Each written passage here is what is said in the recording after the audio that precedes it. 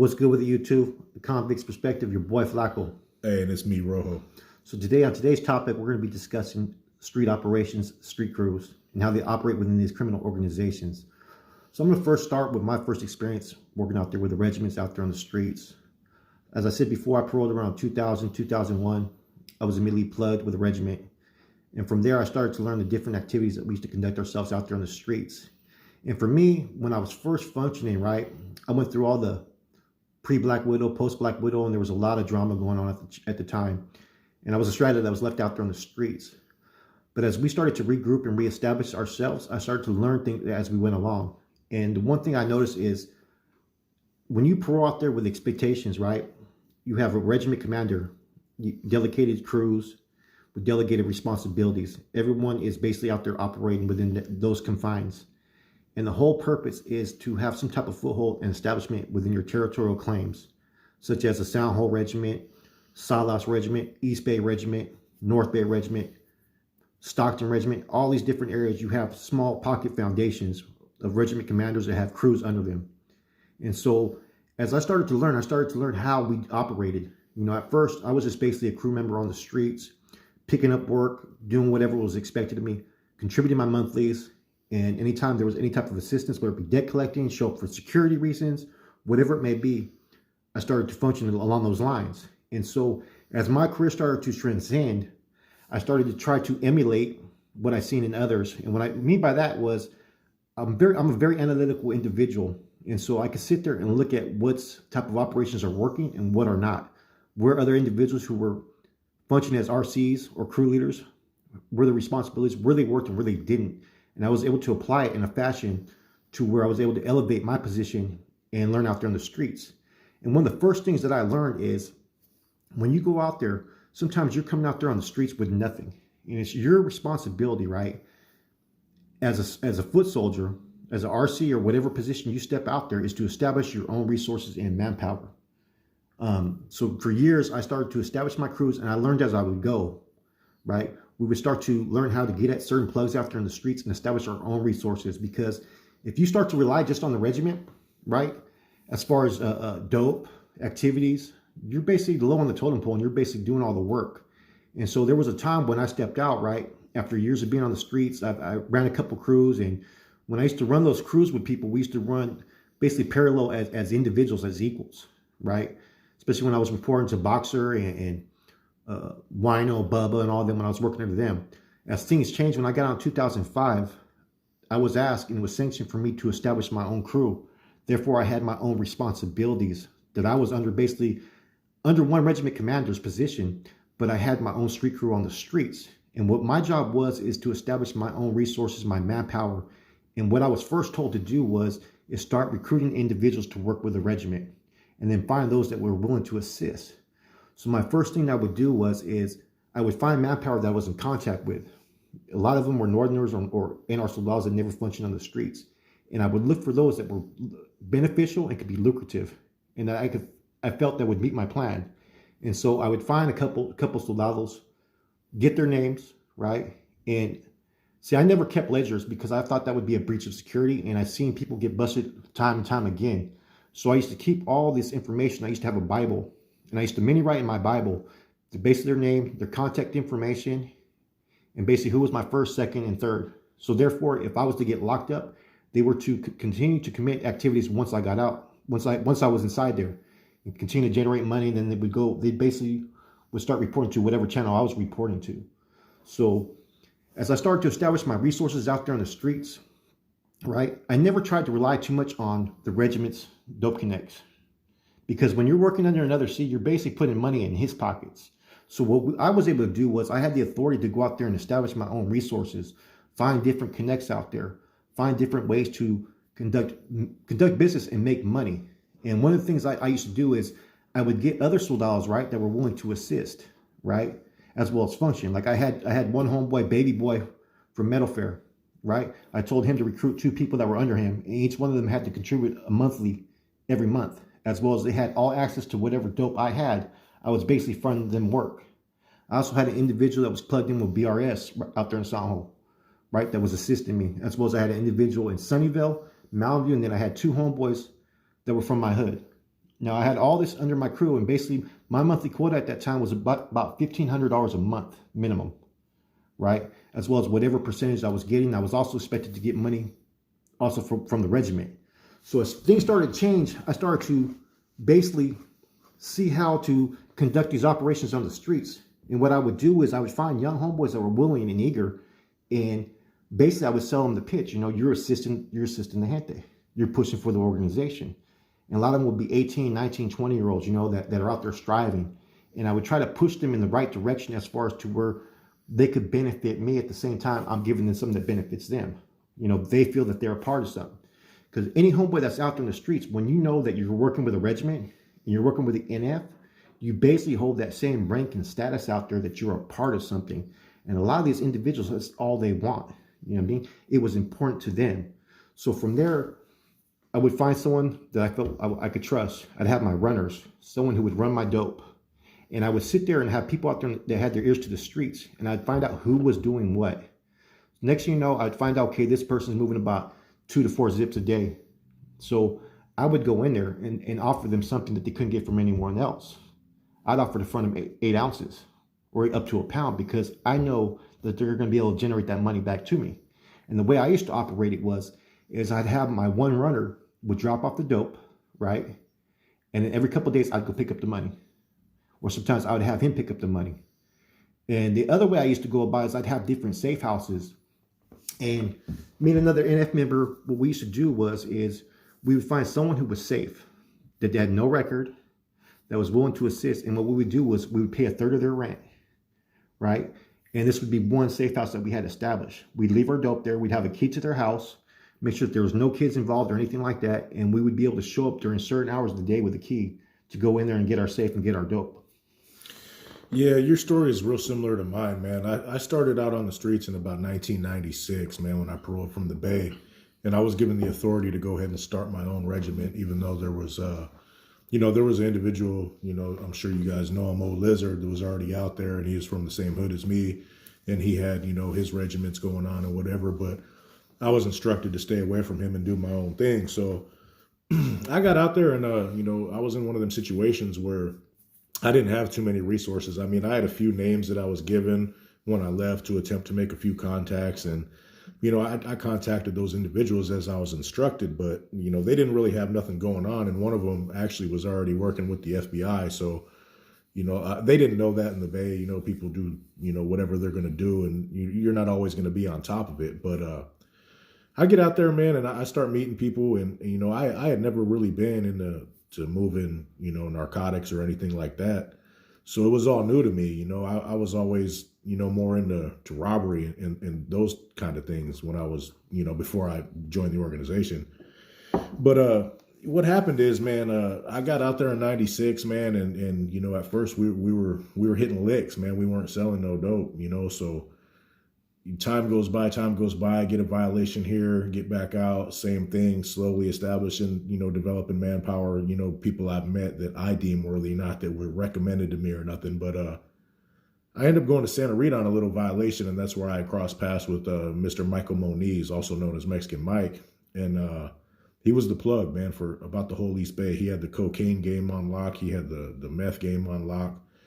And me and him developed a rapport. And I found out he was a Hermano, an NR member, and he was talking about he wanted to, make a higher step in his rank and come with us. And I'm like, well, first, man, let me get out there on the streets, man. I only got a few days, and we'll meet up and we'll start talking and stuff. So I get out, man, and he hit me up. He's like, hey, I got the plug on this and that and this and that. Are you interested in doing that? I'm like, I've never done that before, but man, let's go ahead and put it in motion, man, because I hear you're pretty successful, because he was kind of like a lightweight legend in Contra Costa and Alameda County. And little did I know he had enough product to change my life and everybody's life that I brought in. So I went out there to Oakland, man. I got like 2 zips from him. I'm like, hey, what do I owe you? He's like, man, you don't owe me nothing. That's on the house, bro. And I'm like, okay, cool. So I go back to my town. I'm staying in Martinez, California at the time. And it takes me about a week to get rid of two zips, man, because I wasn't really in that lifestyle. So I had to put myself out there that I had this available.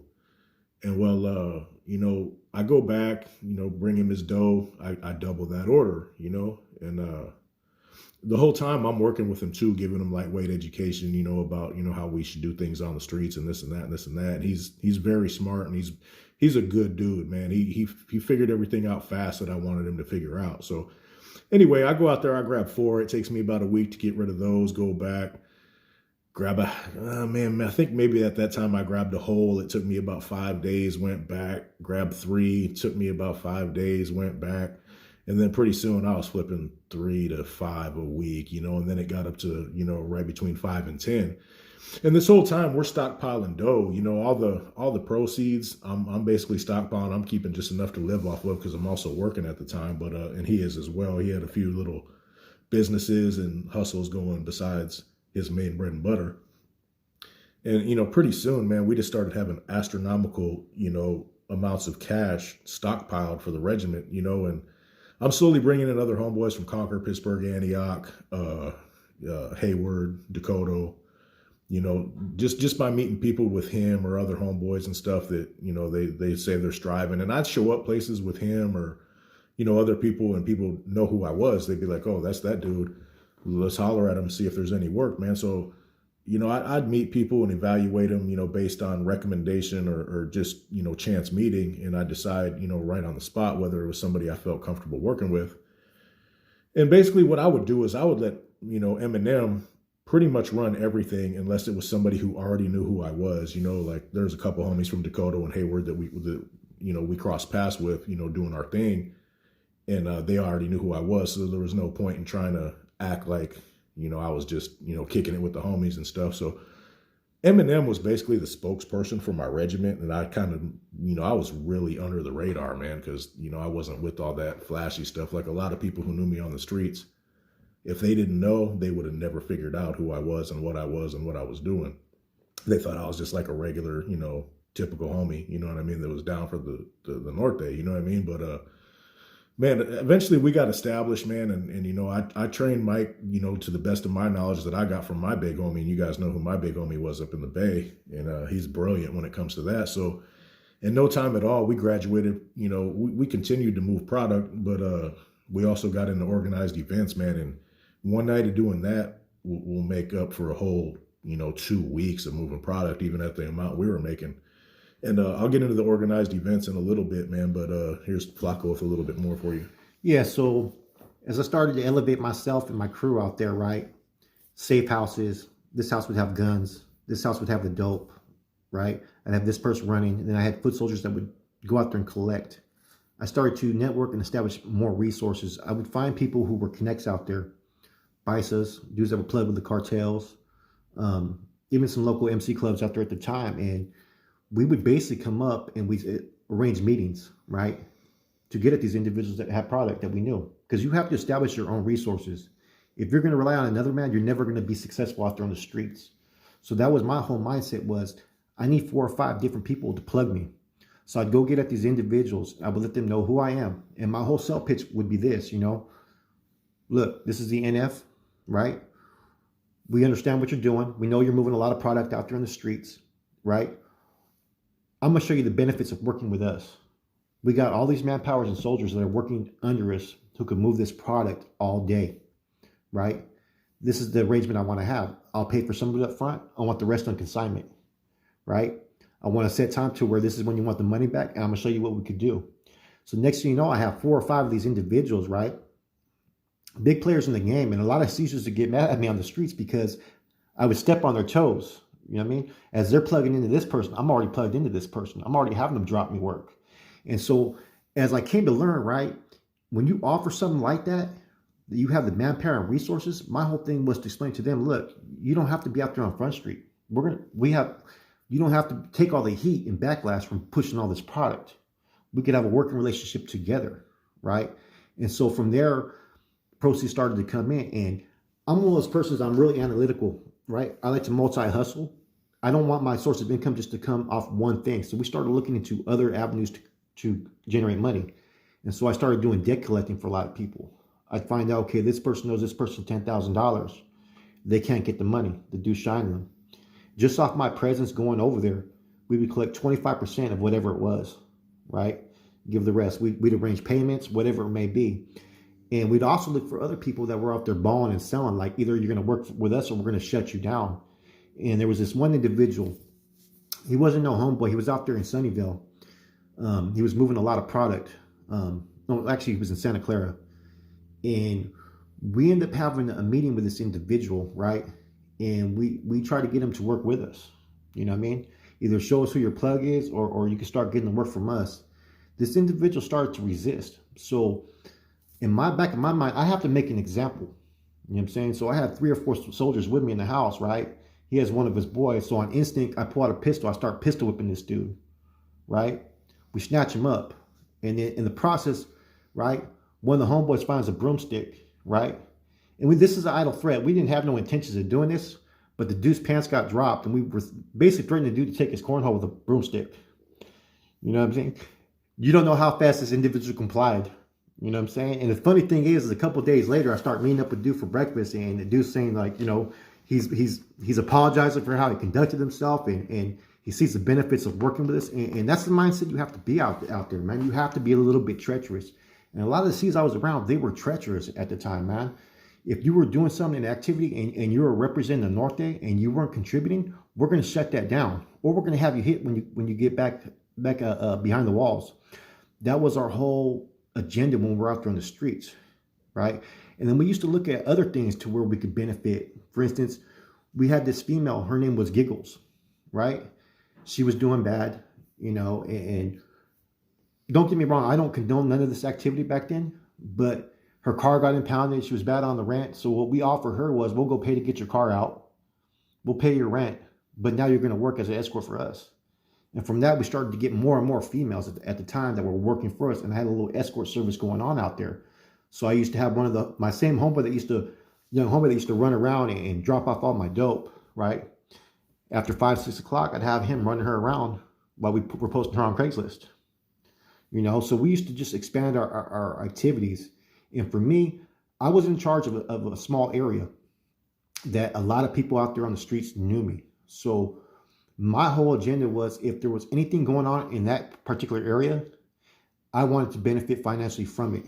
You know, at the time I had just got a plug on some e-pills, right? And there's a little area out there in Milpitas called Selwyn Drive. And there was some black dudes from Oakland that were moving e-pills. And I had talked to the C's at the time, and they told me that for me to establish to where they can get it from us instead, we'll provide them the product, right? So one of the homeboys out there, a youngster, right, ends up getting jumped by these individuals somehow when he was trying to sell some e-pills. So next day, me and about 3 other homeboys showed up, and there was this dude named Big John from Oakland, big black dude. You know what I'm saying? So we went to try to defuse the situation, and next thing you know, I ordered the homeboy to take flight on him. Bam, smashed him.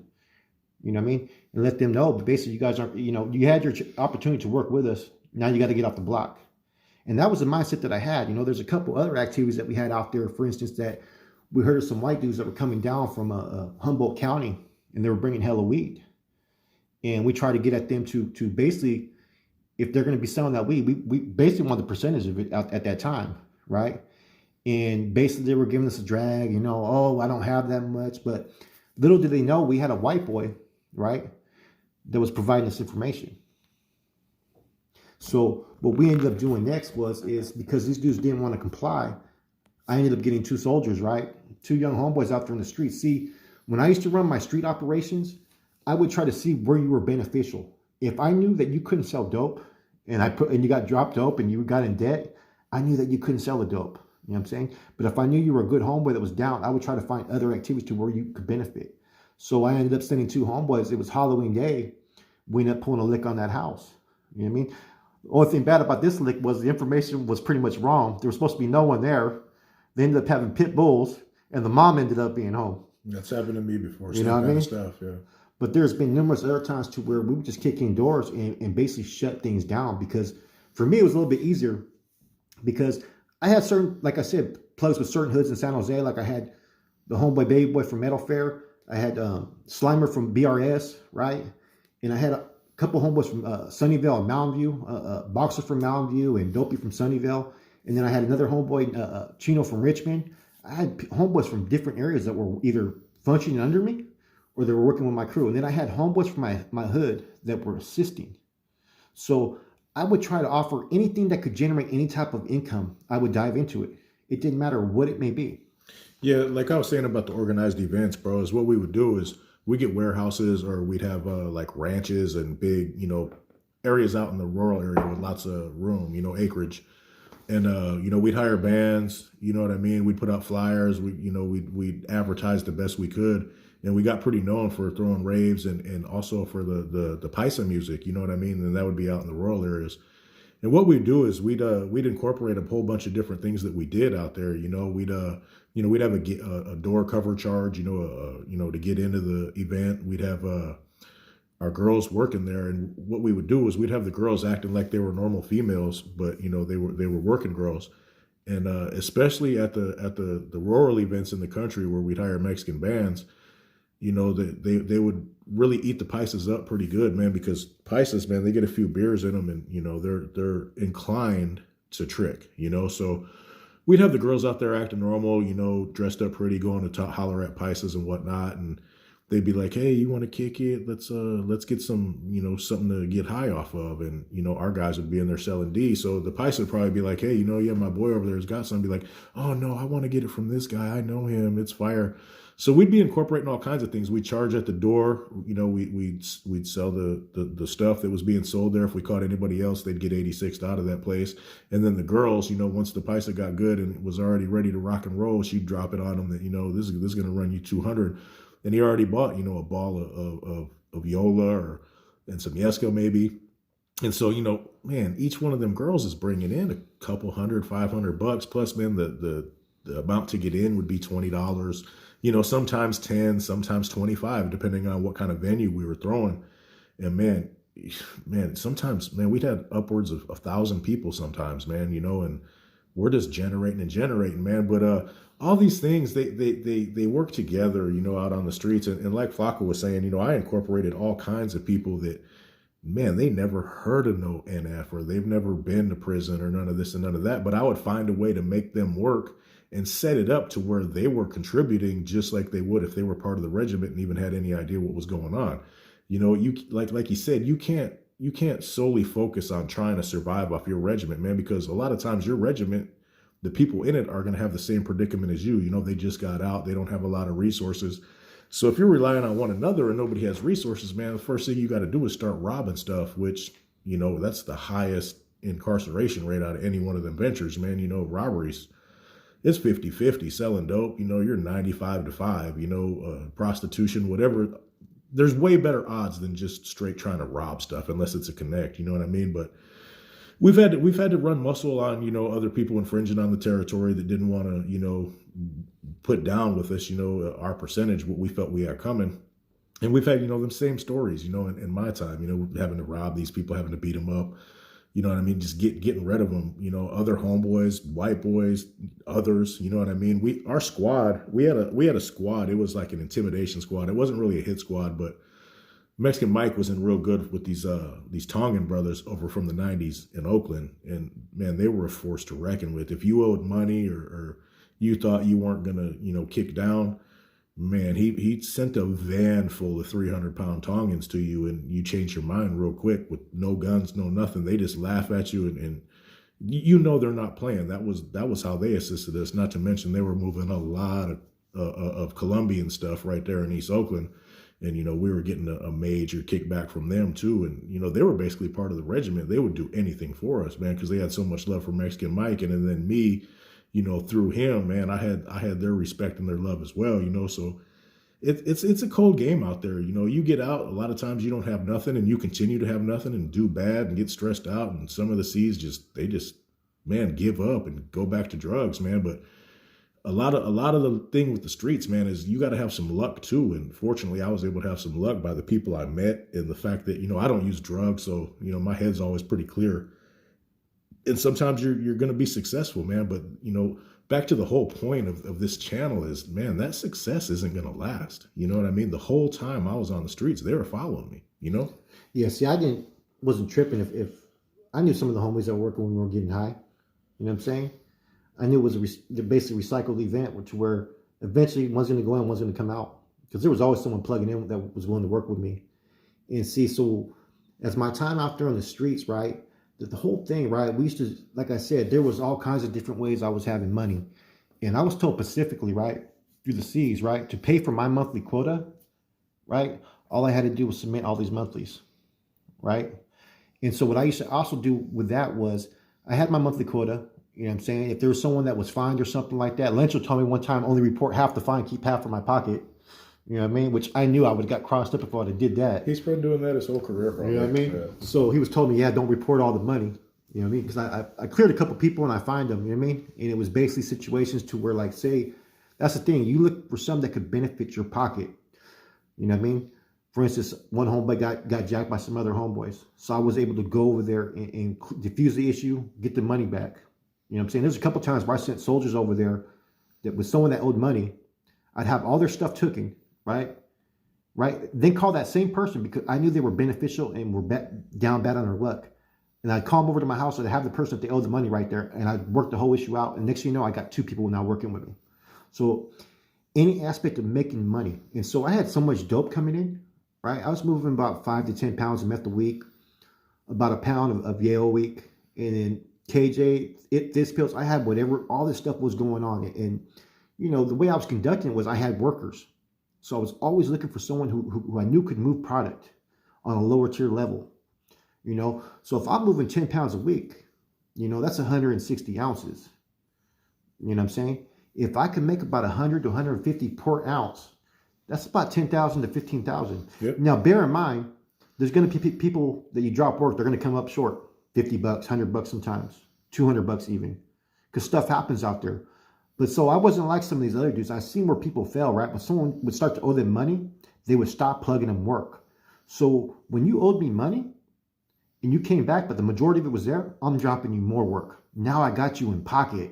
Now when you come across those guns and you owe me money, you're going to offer me a good deal. Okay. Now when you come across those cars, next thing you know, I had like 5 cars. I had about 10 guns. You know what I'm saying? Jewelry. And I had different safe houses, you know. And they would always offer me any opportunity, like such as a female that could do this, or a homeboy that had a plug on that was running credit cards. You know, I remember I bought the Xbox 360, the PlayStation, I think it was 2 at the time, or 3, I don't know what it was, around 2006. I got all this stuff for 25% because I was good in with these dudes, and I treated them right. You know, especially a couple of dudes I was able to clear that were on the bad end of the stick of a situation. So it's about what you can provide for people. And the whole time you're basically manipulating, but at the same time, when you offer someone something, you know what I'm saying, you're going to reap the rewards from that, you know? Yeah, a lot of times, man, I'd go places and just based on who I am and what I was, I'd get everything offered to me. You know, I wouldn't have to pay for my food. I wouldn't have to, I never had to buy clothes, nothing, bro. It was just like a celebrity status, you know, and it's unfortunate that our youth look up to that, man, and other people on the streets that are grown. But, man, that was the reality of it. Yeah, same thing with debt collecting. You know what I'm saying? Like, I had a couple people that, you know, one time this Asian cat named Daniel Bowie from San Jose owed like $10,000. You know what I'm saying? He's been owing this to you for 6 months, and you can't get it, but I'm able to get it in one day. I showed up at the dude's house, told him who I was with 2 other people, and said, you don't want me to show up the next day because we'll have you tied up, thrown in the bathroom. So you owe this money. What could we work out? I said, you got an expedition there. Why don't you sign it over to me right now? You know, and at the same time, right, when we're doing these things, we're letting people know, like, look, you couldn't get this done. Now you're going to kick back something more. Not just this 25%. Yeah. You know what I'm saying? And the bottom line is, if my resources were low at the time and I'm reestablishing, or I'm just getting out, hey, you know what I mean? NF's the NF, you know what I mean? We'll take it for everything you got. And that's just the mindset you have to be out there, you know what I mean? Yeah, we're going to bleed you dry. You know, but at the same time, like I said before, you got to offer something to someone else, you know what I mean? You know, and through time, when you do that and you have resources out there, right? And so that's why I was so successful, was I wasn't just out there for 2-3 months. I was able to be out there for 17 months, 2 years at times, you know, kicking in every month. And even when I'd get locked up, my activities would continue. And a lot of people could not wait till I got home. And I still would deal with other C's on certain business, you know what I mean? I'd get some work from them sometimes, because the more dope I had, the more money I could produce for my workers out there. The more income would come in. So I'd have the money recycling all day long. At the same time, I'm building. And I would establish my own regiment banks. And what I meant by regiment banks is this money would be put to the side for different resources or different business ventures that I was trying to do. Like I was trying to do a courier business for a while. But we started investing the money in a whole different things. And I started to play the stock market. I started to play penny stocks. I had a Scott Trade account.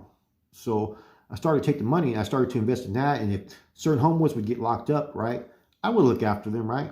But at the same time, you know what I mean? It is what it is, man. My whole quota of what I got to do a month and what I'm doing, I'm not doing this just to help the gente. I was trying to do it to help myself at the same time because I had such responsibilities to generate so much income. You know what I mean? It's a full-time job. You know what I mean? That's one of the main reasons I never really mess with people outside of my particular regiment. Not only because I was told it was, a bad idea, then you get other people involved in your business and they know. So if they fall, you fall.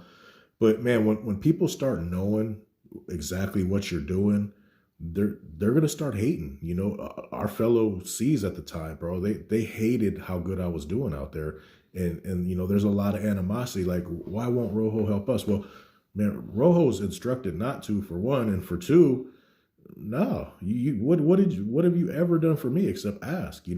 I can't rely on you when I have some problems. I already know that. So, it sounds kind of messed up to be like that, man. But the main thing is it's a breach of security. And for two, like we've told you guys before, you can give, but when it's time to need, you can forget about it. Yeah, I noticed that off top, man, and I started to have to, keep my activities away from the organization as far as other C's and stuff, right? And a lot of them used to get a little upset because a lot of times my activities would overlap their activities. Yeah. You know what I'm saying? Like a lot of homeboys would bring up red on red crimes, and the next thing you know, the red on red crime would occur within their regiment, and my information was coming faster than them. I had a situation where some cats from Bottle East Side, they ended up stabbing a cat from BRS around 2005. And they were under some direction of some individual named Paul Rios from Capitol Park. And BRS got at me about the whole situation. Come to find out, I had to meet up with Sammy Ramirez, Wino, over the issue, and he didn't even know about it. And all these individuals were working under Stick 'em Up Kramer, James Kramer. And the C's were tripping. He goes, how did you know about this before we even knew about this? I go, because these individuals have been working for me. You know what I'm saying? So I had to bring up a red on red issue. So you start to notice that when you start to be in a position to where they start to see you succeed and they're out there trying to do the same thing, there's nothing worse than having too many C's out there in the same area because we're all trying to do the same thing. There's going to be a lot of hate. And depending upon what your rank is, you know what I'm saying? Sometimes you're going to be shut down in certain activities, you know what I mean? And you're going to have to fall and file. That's something that Lyncher used to do all the time to the young C's that were out there on the streets. Yeah, try to power play them. Well, that's going to be it for this episode, but we are going to dive more into these street ventures, in other podcasts or other videos, whatever you want to call them. But we just wanted to give you the basis. And, although it sounds glamorous, we're out there, man. I made hundreds of thousands of dollars and I've made other people the same amount. And I've shot a lot to homies, behind the walls. In the end, man, the FBI was following me the whole time. I could have got a RICO indictment. You know what I mean? Like one little mess up, man, and they had me, So, it sounds glamorous, guys, but man, it's not, dude. You think, it's immaturity if you believe that there's anything more to it than jail or a bullet, So until next time, man, this is your boy Rojo. It's your boy Flaco. And you guys have a good Christmas, good New Year's and all that, man. We appreciate each and every one of you. Please hit that like and subscribe. We out.